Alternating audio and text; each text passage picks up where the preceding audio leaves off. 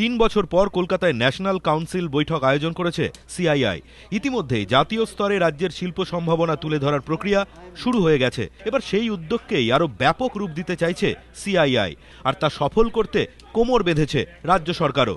1895 সালে কলকাতা থেকেই যাত্রা শুরু সিআইআই এর।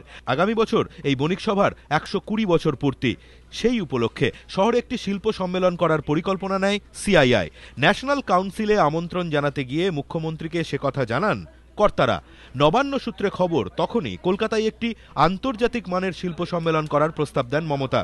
এমনকি শুক্রবার সুচিত্রা সেনের মৃত্যুর জন্য ন্যাশনাল কাউন্সিলে না যেতে পারলেও শিল্পমন্ত্রী অমিত মিত্রর মোবাইলে ফোন করে সিআইআই কর্তাদের এই সম্মেলন করার কথা স্মরণ করিয়ে দেন মুখ্যমন্ত্রী। And we are really happy to see that you must invest your money in Bengal, and your next year I think you are doing your international conference here. এর 24 ঘন্টার মধ্যেই আন্তর্জাতিক শিল্প সম্মেলন নিয়ে প্রাথমিক আলোচনা সারতে নবান্নে গিয়ে শিল্পমন্ত্রীর সঙ্গে বৈঠক করেন সিআইআই কর্তারা। উপস্থিত ছিলেন সিআইআই এর ভাবি president Ajay Shriram, senior vice president Sumit Majumdar সহ অন্য কর্তারা। সিদ্ধান্ত হয় 2015 অক্টোবরের পর কলকাতায় বসবে দুদিনের আন্তর্জাতিক শিল্প সম্মেলনের আসর। সেখানে একাধিক রাষ্ট্রপ্রধান এবং বিদেশি প্রতিনিধি দল আনার প্রাথমিক পরিকল্পনা নেওয়া হয়েছে।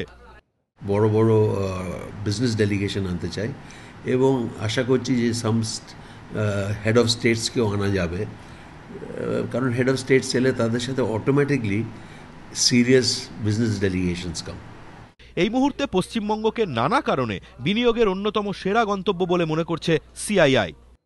বেঙ্গল নর্থ ইস্টের জন্য গেটওয়ে হতে পারে, সাউথ ইস্ট এশিয়ার জন্য গেটওয়ে হতে পারে।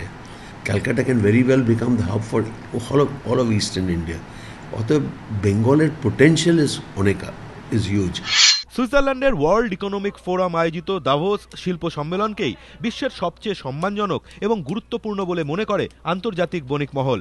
আগামী বছরের শিল্প সম্মেলন সেই কায়দায় করতে চাইছেন সিআইআই, আর সেই লক্ষ্যে ভাইব্র্যান্ট গুজরাটকেও ছাপিয়ে প্রায় 2 বছর আগে থেকেই তার প্রস্তুতি শুরু করে দিল রাজ্য সরকার এবং সিআইআই। ধ্রুবজ্যোতি প্রামাণিক, এবিপি আনন্দ, কলকাতা।